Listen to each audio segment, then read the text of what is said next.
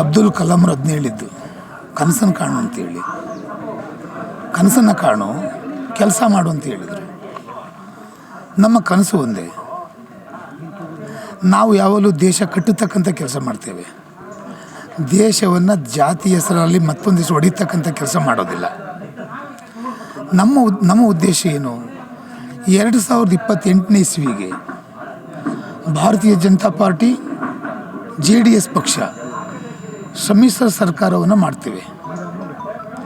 ಆ ಸರ್ಕಾರದಲ್ಲಿ ಸನ್ಮಾನ್ಯ ಕುಮಾರಸ್ವಾಮಿರವರು ಮುಖ್ಯಮಂತ್ರಿ ಆಯ್ತಾರೆ.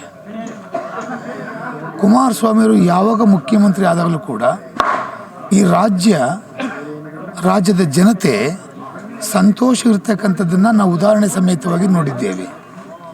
ಅವರ ಚಿಂತನೆ, ಮಾತೃ ಹೃದಯವಂತಿಕೆ ಇವೆಲ್ಲವೂ ಕೂಡ ಇವತ್ತು ಸಮಾಜಕ್ಕೆ ಬೇಕು. ಅದ್ರ ಜೊತೆಗೆ ದೇವರ ಅನುಗ್ರಹ ಬೇಕು.